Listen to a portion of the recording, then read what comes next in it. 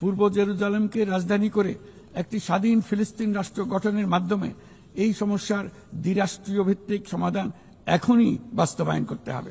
মাননীয় সভাপতি, আমি সবসময় মানুষকে আশার বাণী শুনিয়েছি, কখনো ভয় দেখিয়ে কিছু করা আমি সমর্থন করিনি, কিন্তু আজ আমাকে সেখান থেকে সরে এসে ভয়ঙ্কর কিছু কথা বলতে হচ্ছে।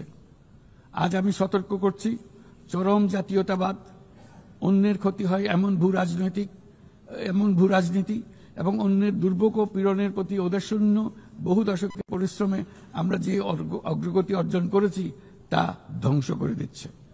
এর সবচেয়ে মর্মান্তিক চিত্র আমরা দেখেছি গাজায়।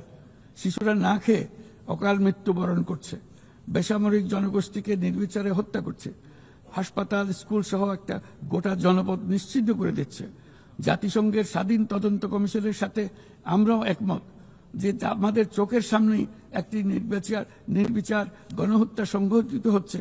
আমাদের দুর্ভাগ্য যে মানব জাতির পক্ষ থেকে এর অবসানে আমরা সর্বোচ্চ চেষ্টা করছি না এখনো।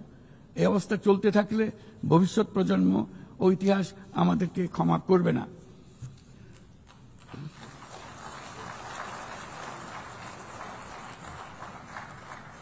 বাংলাদেশের জনগণ এই বিশ্বের বিবেকবান নাগরিকদের পক্ষ থেকে আমি আবারও জোরালো দাবি জানাচ্ছি যে পূর্ব জেরুজালেমকে রাজধানী করে একটি স্বাধীন ফিলিস্তিন রাষ্ট্র গঠনের মাধ্যমে এই সমস্যার দ্বিরাষ্ট্রীয় ভিত্তিক সমাধান এখনই বাস্তবায়ন করতে হবে।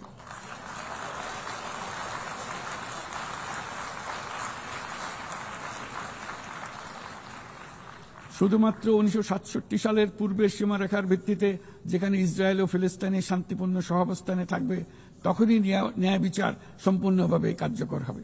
এবছর আমরা পৃথিবীর প্রায় প্রতিটি প্রান্তেই সংঘাত প্রত্যক্ষ করেছি। ইউরোপ, দক্ষিণ এশিয়া, মধ্যপ্রাচ্য, বিশ্বের সবচেয়ে ঘনবসতিপূর্ণ অঞ্চলে আমরা বাস করি।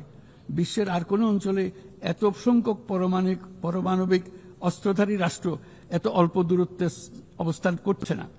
তাই নিরস্ত্রীকরণ, পারমাণবিক অস্ত্রের বিস্তার রোধের গুরুত্ব আমরা গভীরভাবে উপলব্ধি করতে পারি। আমরা সময়ের সঙ্গে দুর্বল হয়ে পড়া বৈশ্বিক অস্ত্র নিয়ন্ত্রণ চুক্তিগুলোকে পুনর্জীবিত করার জন্য জোর দাবি জানাচ্ছি। বিশেষ করে মধ্যপ্রাচ্য ও দক্ষিণ এশিয়ায় পারমাণবিক অস্ত্রমুক্ত অঞ্চল প্রতিষ্ঠার আহ্বান জানাচ্ছি। একই সঙ্গে আমরা পূর্ণ স্বচ্ছতার সঙ্গে শান্তিপূর্ণভাবে পারমাণবিক শক্তি ব্যবহারের যে অধিকার প্রতিটি রাষ্ট্রের রয়েছে তার প্রতি পূর্ণ সমর্থন জানাচ্ছি। একটি দায়িত্বশীল দেশ হিসেবে আমাদের প্রথম পারমাণবিক বিদ্যুৎ কেন্দ্র চালু করার আগেই এই বছর আমরা আন্তর্জাতিক পরমাণু শক্তি সংস্থার আওতাধীন পরমাণু নিরাপত্তা ও বর্জ্য ব্যবস্থাপনা সম্পর্কিত যৌথ কনভেনশনে যোগদান করেছি। এই যোগদানের মাধ্যমে সর্বোচ্চ মানের পারমাণবিক নিরাপত্তা ও স্বচ্ছতার প্রতি আমরা আমাদের প্রতিশ্রুতি পুনর্ব্যক্ত করছি।